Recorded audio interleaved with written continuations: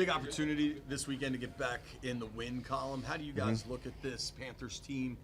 Bad record, but still got to get it done on the field. Definitely. They call it any given Sunday for a reason, and you can't really take the records into account when you're preparing for a football team.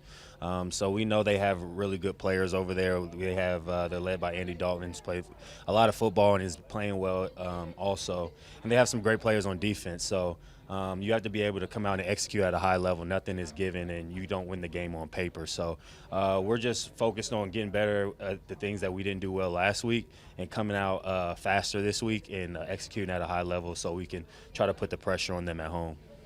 It sounds like a lot of the guys in that locker room are attacking this with the right mindset. Are there things you're seeing in practice this week that kind of give you that confidence? Oh, most definitely. I think we had a really good day yesterday coming out. Just, Wednesdays could be tough, especially after a physical game, but I feel like guys came out with the right attitude and a lot of energy.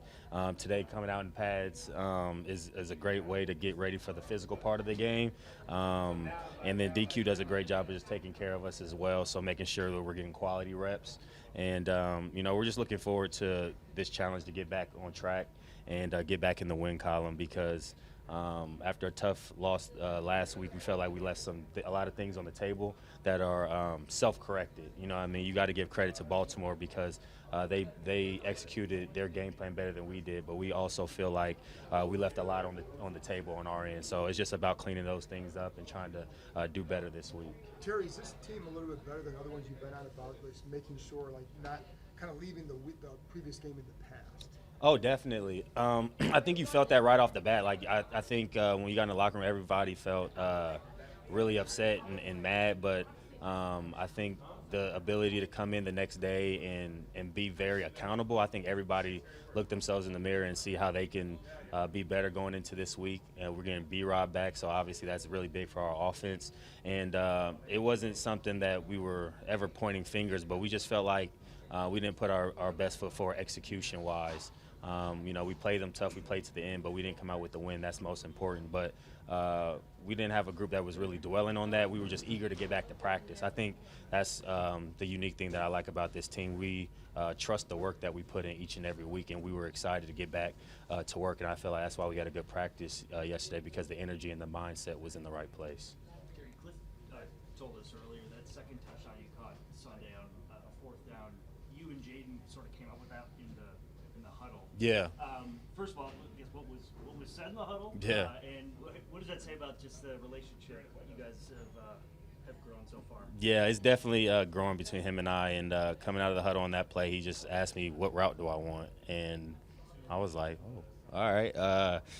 So I kind of thought about it. And right before that, I think we had like a timeout. And the way he was playing, I liked a slant. But coming out of the huddle, I was like, if he's on a heavy inside leverage, we've already talked about this back in camp, but if I don't necessarily like the look, then we give each other a little signal. And coming off that release, he banked heavy inside. So I went to kind of run the slant, but then I saw how heavy he was inside, and the release allowed me to get back outside and create some separation. And I think obviously the pump was him just trying to feel what I was going to do with my body language. And he threw a really great back shoulder. And so when the DB's in scramble mode like that, it just gives me an opportunity to be able to locate the ball quicker than he can. And I think he put it in a spot to where only I could get it. And then I feel like I excel at the catch point, so I just wanted to be able to make that play. And I think it's just another testament for him and I to be able to stay on the same page. And fourth down, third down, got to have it situations to keep us in the game. That was a really big play. And the O-line did a great job of just giving them enough time because they definitely came with a little bit of pressure. But I think Jaden does a great job of knowing where he wants to go when he's hot or just taking the matchups. And I think it's exciting for him and I to continue to grow in that way. And I'm looking forward to being in more situations like that so we can continue to create that chemistry that I feel like we're building. But it's not just myself. I feel like it's showing up with Noah and Luke and Dayami. Guys are just really connecting. I think that's a big part of why we're having success in the pass game, but it's going to have to continue because of the work that we're putting in. But I'm really excited where we're at right now because you got two guys that are really willing to put the time and the work in, and then we're able to do it in the game that just continues to build the confidence. So good thing about it, we still have a lot of season to go, so I'm looking forward to seeing that continue. Do you ever have your quarterback do that? Say it again? You ever have a quarterback do that? Just ask you in the huddle what route you want? Not in like mid game, not on the field right before the play on 4th down. I've never had that. Maybe on the sideline, but I think it's just like the confidence he has in me, and I think for myself, that's the type of receiver I've always wanted to be since I got into the NFL. Is someone who the quarterback could trust in those moments where it's not necessarily about the play, it's about the players. And I think you got to give my hats off to Cliff because he's so open-minded when it comes to those kind of scenarios. He's thinking, how can I put my players in the best situation to be successful, and not necessarily all about the plays. And it's not always like that around the league. And I think it creates a very open form of communication with him. Not just the quarterbacks, but just all the players. We have a lot of veteran guys who play a lot of football, so if we see things during the course of the game, he's very open to those suggestions. But I definitely haven't had that.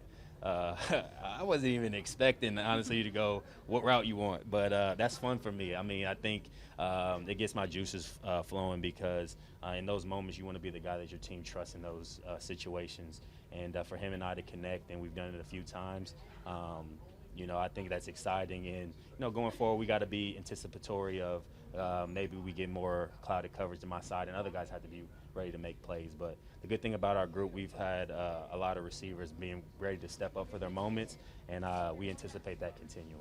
Cliff, for the plays that we think he's calling, designing like a flea flicker to Yeah. the running back screen, he's getting a lot of attention. Yeah.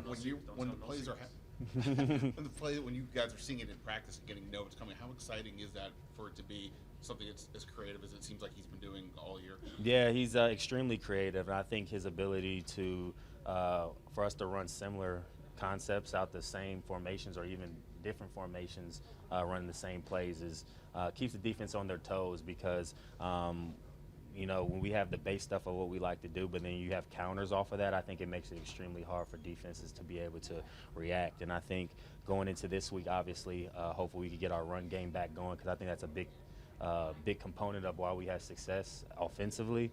And I think Cliff is always looking for opportunities to try to be creative and keep defenses on their toes. So whether it's in the screen game, pass game, run game, trick plays, whatever that looks like, he's always going to put us in the best situation to try to be successful. So that's fun because you never know necessarily what it's going to look like week in, week out, but it's fun because you're going to have someone who's open-minded, who's not afraid to call those certain plays when the time comes. He said he took that play from Purdue. Are you okay with that? Yeah, I'm okay with that. David Blau gives me a lot of you know what, because I didn't come to Purdue. Like him and I, he was in my recruiting class, and I almost kind of went to Purdue before Ohio State came along. So he kind of likes to. He was telling me today it's the 6-year anniversary of the 2018. So he's a great addition, honestly, to our offensive staff. He sees the game. Obviously, he's played at a high level playing quarterback, but his offensive mind, his ability to get the defense in position for us to get good looks during the scout team, and the energy that he brings has been great. So it's Jeff Brom. I like Jeff Brom's offense. Ever since I was in college, he's a very creative offensive mind just in football. And so for Cliff to trust, David to be able to just come out here and, hey, we're going to run this play, and we repped it, and then for it to come to fruition just like that in a week is super cool. Did you know David well at all before he came here? I mean, obviously Yeah. not far removed from playing, but Yeah. did you have any sort of relationship with him? Yeah, I knew him a little bit in recruiting because he was going to be the quarterback if I came to Purdue. He was going to be the quarterback I was playing with. So I met him on a visit, and they were trying to recruit me to come there. And I liked Purdue a lot, obviously being from Indianapolis. But once Ohio State came calling, I couldn't turn it down, honestly. And so, like I said, he's always teasing me like we could have been a great connection. We could have did this and that. And I have no doubt like him and I would have success because of just the competitors that we are and the attention to detail we have, but it worked out for both sides outside of that 2018 Purdue game. But him and I have definitely had a previous relationship, and it's just cool to see his ability to be able to take his playing experience and then add that to now he's a coach and he's doing it at such a high level and he's so early in his career. I think he has a really bright future as a coach in this league. Daryl Green is having his jersey retired at halftime. I'm just Yeah. curious if you have any thoughts about the player person he is Yeah. and what he's meant for this franchise. Oh man, he's a cornerstone of this franchise and what it means to be a Washington former Redskin, now Commander. He embodies everything that it means to be a player in this organization, in this city. I look up to the person that he is, the man of faith that he has, what he's done in the community, and the longevity he had playing at such a high level in this league. I believe I heard a stat where for what, like 18 years or 19 years, he had like a pick that's crazy. Like, and for him to be the fastest man, and just there's not too many things he hasn't accomplished, and so I couldn't think of a more deserving person to have that honor. I wish I was able to see it, but I'm gonna be in the locker room. But it'll be cool to see that number retire for a guy who's very deserving, not only for the person that he is, but for the player that he was to this organization, and how he continues to be a big part of this city, this team. And you just hope that you could possibly be a person like that and have that, leave that kind of legacy. So I'm extremely happy for him and his family, and he deserves it. Terry, what do you see in the Panthers defense and J.C. Horn specifically? Yeah, J.C. Horn is a really good corner. I think obviously, the Panthers may not get all this national spotlight, so he doesn't necessarily maybe get the just due that he deserves. But they trust him to play in the boundary. They trust him to play to the field. But, mainly you're going to see him into the boundary because they trust him against the top players in this league. And I think his physicality definitely shows up on tape. His arm length, his ability to play bump and run, to get his head around. And so he's very technical, and he's not afraid to be physical as well. So you got to be really sound with your technique going against a guy like that. You got to be physical at the catch point, and you got to be able to fight through that physicality. And I think that's a strength of my game. So I'm looking forward to the challenges that he brings, and we got to be able to put pressure not only on him but the other DBs as well. So I definitely got a lot of respect for his game, and it's going to be fun going against him. Thanks, Terry. Appreciate it. Thanks, dude. No problem. Appreciate you, Des. Bravo. That's smart stuff, dude. Bravo. That loophole, bravo. Yeah. It was crazy. What does it feel like to pancake somebody? It's a good feeling. It's why we finish blocks, is to get some guy bouncing on his back foot and to dump him at the end. So obviously it's a good feeling. You don't get many of those, especially as you keep playing this game. But it was nice to get a few Sunday. What happens in the film room when they show that? There's some noises to be had by the guys in the room. People get enthusiastic, but at the same time, we didn't end up getting it done on Sunday. So we're watching film for a reason, and we don't let ourselves get too carried away. You played for an organization that competed at the highest level. How do you get that mindset to this team where, hey, there's no such thing as a good loss? Yeah, there's not. There's things to learn every Sunday. When we come, coming back in the building and watch the film. So win or loss, there's definitely things to build on. It's never perfect. So, when you don't end up finishing a game like you would, that just gets emphasized a little more. The things that need corrected get emphasized a little more. So, is what it is. And, on a new week, on Carolina this week, and I'm off to a great start. After a few days of practice now, how prepared are you, and how is the team feeling heading into Sunday? Yeah, very prepared. Great game plan. Yuli's on the offensive side of the ball. We're rolling, and I'm feeling very confident. What have you seen at practice these last few days to give you that confidence? Hitting plays. Stuff's clicking, and big emphasis on walkthroughs, and we're really dialing it up. So offense is looking good this week. Okay, and DQ's message to you guys just this week to maintain that confidence? Yeah, he's never once mentioned any team's record, any stats of that nature. So we are treating this week like any other week. They have very capable guys, offense, defense, special teams, and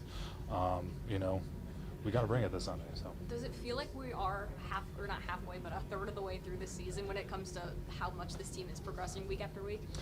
It's fun. It's fun to keep growing and watching everybody in all phases, keep getting better every week. So just taking it week by week, not looking too far ahead, too far back, and just keeping it rolling. What's B-Rod's return possibly bring for you guys? Yeah, he just brings so much energy in the building. I practice and on Sundays, and it's a guy you want out there in your huddle. So nothing but great news.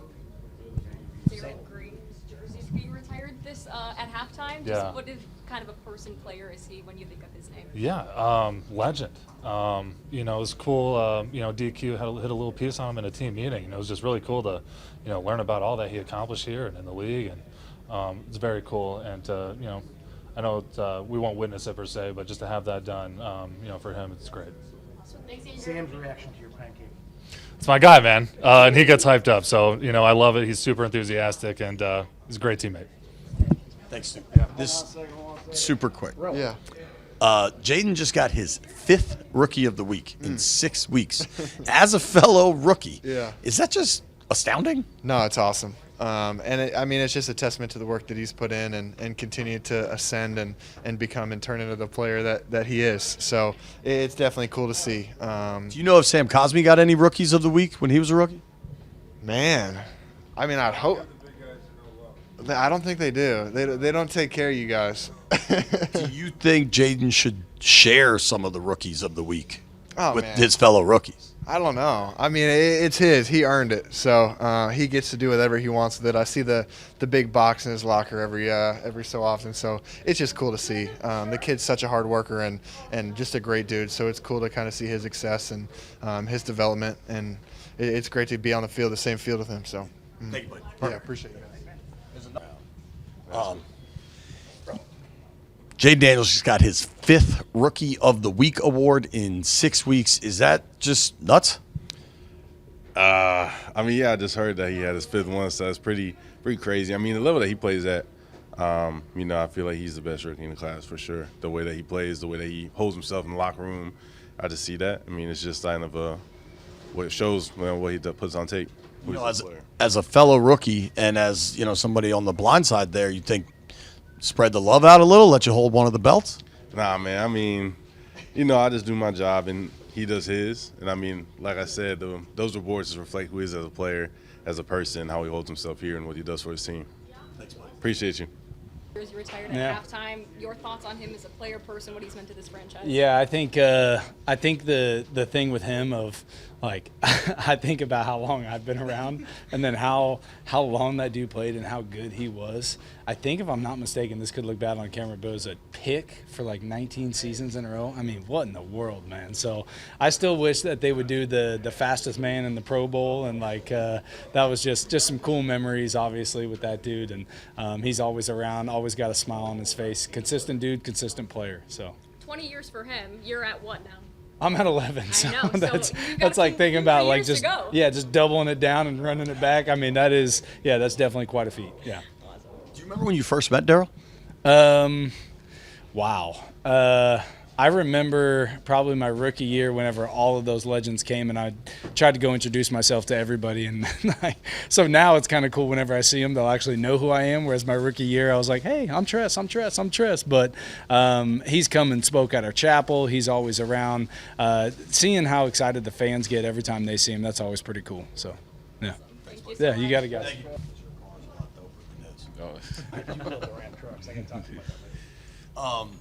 John goes down. Somebody you've known a long time. What does that do personally? What does that do for the D-line? For the D-line, it's just like next man up. You know, guys go down all the time in the NFL. So it's just another opportunity for one of the younger guys, Big Phil or Johnny. And I feel like Johnny's going to be a really good player in this league. And Big Phil, he's been doing his thing, and he just keeps getting better every week. So I'm excited for them and their opportunity. Tell us a little bit about Johnny's game. What has he shown you that you think he can really go? Man, he's an explosive young guy, good with his hands, good technique, and I just see him, envision him getting better each and every game, man. So I'm happy for him. Have you been in touch with Jay at all? Like, does he have a message for you guys? Jay, he be in here. He was in here this morning. It really wasn't a message. He just, just telling us he'll be back one day. Well, that's about it. Daryl Green's getting his jersey retired this weekend. Obviously, you've known Daryl. You've been here for some time. What has he meant to you just as a leader of this organization, somebody that did it at the highest level? It's fun just to see all the the old vets come in and be a part of the program, so you can see like back when things were just real good around here. And I know back when he was playing, the fans they really loved the program. So it's just fun to see those guys. Feel like the fans love the program more now than at any other point for you? Of course, man. We winning now. They tuned in. Is Carolina struggling this year? But what do they do well? I know they have some playmakers. Oh man, they got explosive running backs. They got some good offensive guards. They got some guys in the run game that's gonna try to get after us. So we just gotta play technique sound and just try to get after them. Have you gone against Robert Hunt before? I know he was in Miami. I don't know if he was at. Yeah, when they played here in Miami that time, we went up against each other. Remember going up against him? He a big guy, man. Big guys, they like to get their hands on you, so you just got to be good with your hands. You're a big guy too. Yeah. Thank you. Thank you.